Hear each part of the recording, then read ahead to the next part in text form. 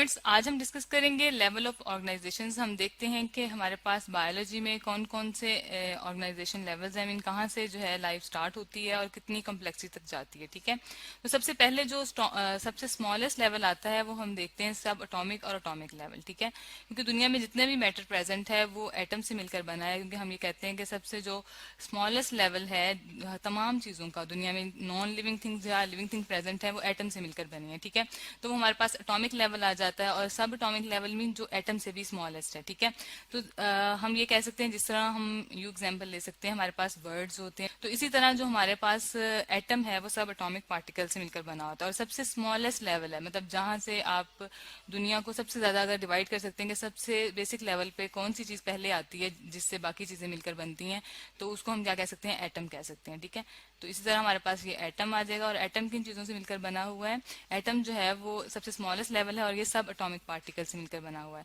तो वो कौन से सब एटॉमिक पार्टिकल्स हैं उनको भी हम डायग्राम में देखते हैं।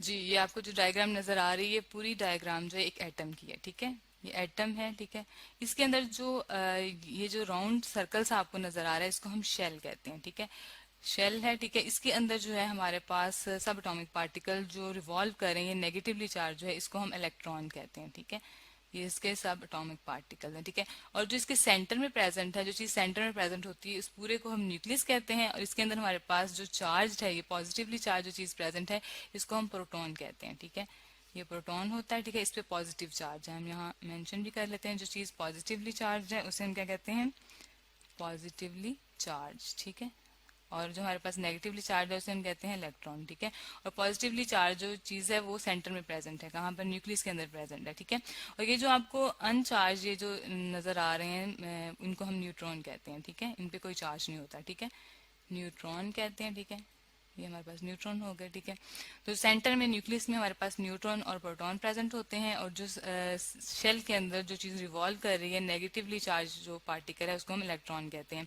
तो ये तीनों जो है ये हमारे पास क्या है, सब एटॉमिक पार्टिकल्स हैं। ठीक है, ये तीनों मिलके क्या बनाते हैं, ये हमारे पास एटम बनाते हैं। ठीक है, सबसे जो हमारे पास स्मॉलेस्ट लेवल है वो एटम है, और जो एटम है वो भी सब एटॉमिक पार्टिकल से मिलकर बना हुआ है, और वो तीन पार्टिकल्स हैं, न्यूट्रॉन, इलेक्ट्रॉन और प्रोटॉन। ठीक हो गया।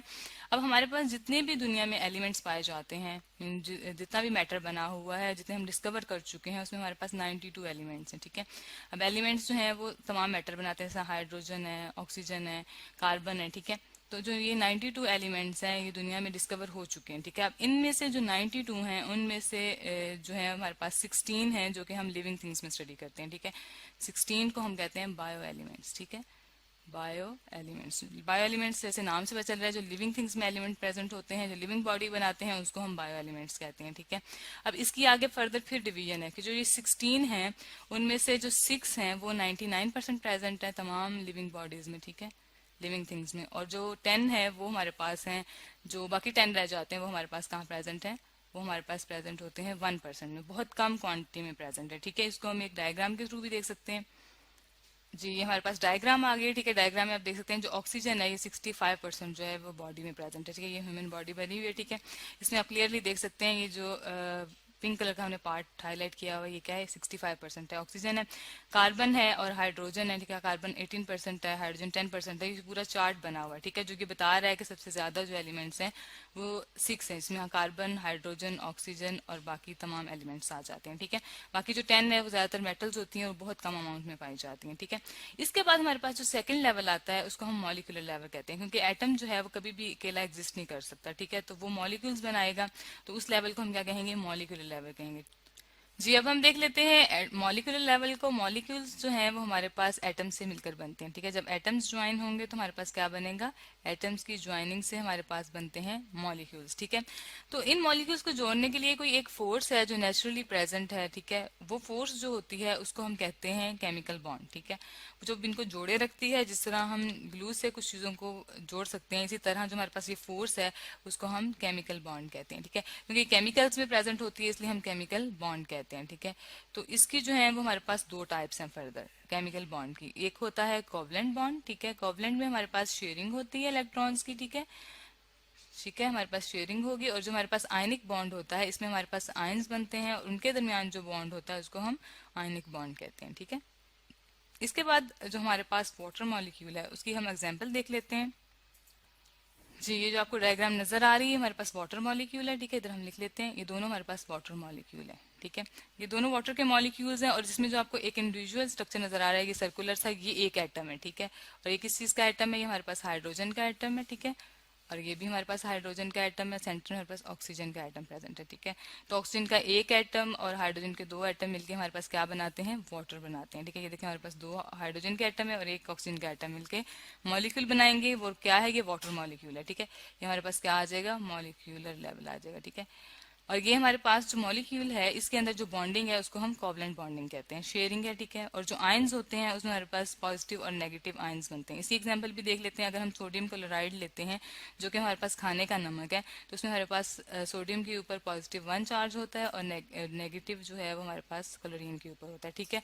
और हम इसको ज्वाइन करके लिखे तो इसको हम कहते हैं सोडियम क्लोराइड, ठीक है, जो कि एक सॉल्ट है और ये आयनिक बॉन्ड होता है, ठीक है। सही हो गया।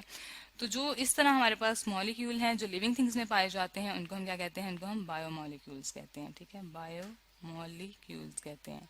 हम देख लेते हैं बायोमॉलिक्यूल्स हमारे पास कौन कौन से हैं एक डायग्राम के थ्रू। ये हमारे पास जो है डायग्राम आ गई है, ठीक है। इसमें आप स्ट्रक्चर्स देख सकते हैं। हमारे पास शुगर है, अमाइनो एसिड है, न्यूक्लिक एसिड है, ये सब यूनिट्स हैं, ठीक है। तो ये जो है ये सबसे स्मॉलेस्ट लेवल के मॉलिक्यूल हैं, इनको हम कहते हैं माइक्रो मॉलिक्यूल्स। इनका हमारे पास मॉलिक्यूलर वेट जो है वो कम होता है, ठीक है। इसको हम कहते हैं माइक्रो मॉलिक्यूल्स, ठीक है। मॉलिक्यूल्स के स्पेलिंग ठीक कर लेते हैं, ठीक हो गया। और ये हमारे पास है मैक्रो मॉलिक्यूल, जो इससे बड़े इन्हीं सब यूनिट से मिलकर बने हैं, ठीक है। शुगर जो है सबसे सिंपलेस्ट है, ठीक है, स्वीट होती है टेस्ट में। इसके जो पॉलीसेक्राइड मीन लॉन्ग चेन्स जो है, जब सेक्राइड शुगर्स आपस में मिलते हैं, ये देखें सारे यूनिट्स आपस में मिलते हैं तो लॉन्ग चेन बनती है, जिसको हम मैक्रो मॉलिक्यूल्स कहते हैं, ठीक है। इसके बाद हमारे पास प्रोटीन आ जाती है। अमाइनो एसिड जो है वो मिलकर हमारे पास प्रोटीन बनाते हैं। सबसे स्मॉलेस्ट जो मॉलिक्यूल है वो अमाइनो एसिड है। जब अमाइनो एसिड चेन में मिलते हैं तो हमारे पास एक प्रोटीन बनती है, ठीक है। जो प्रोटीन है ये हमारी बॉडी का स्ट्रक्चर बनाती है, तमाम एनिमल्स का स्ट्रक्चर बनाती है, ठीक है। तो ये प्रोटीन जो है ये इस तरीके से हमारे पास बनेगी। और मैक्रो हम इसे इसलिए कह रहे हैं कि इसका वेट जो है बढ़ जाएगा। जारी बात है कि सब यूनिट जब एक चेन में मिलेंगे तो इसका वेट ज्यादा हो जाएगा। और न्यूक्लियोटाइड जो होता है ये भी हमारे पास एक मॉलिक्यूल होता है, जिसको हम ये कह सकते हैं कि जेनेटिक मटेरियल को रिप्रेजेंट करता है, ठीक है। अब जेनेटिक मटेरियल क्या होता है, जो इन्फॉर्मेशन एक जनरेशन से दूसरी जनरेशन में ट्रांसफर करता है, ठीक है। तो ये हमारे पास जेनेटिक मटेरियल होता है। इसमें हमारे पास डीएनए और आरएनए आ जाते हैं, ठीक है। उनकी डिटेल्स तो हम नेक्स्ट वीडियोस में देखेंगे, लेकिन अभी हम सिर्फ ये जान लेते हैं ये वो मॉलिक्यूल्स हैं जो इन्फॉर्मेशन को जनरेशन टू जनरेशन ट्रांसफर करते हैं, ठीक है। तो ये जब यूनिट्स आपस में मिलते हैं तो हमारे पास क्या बनता है, न्यूक्लिक एसिड बनता है।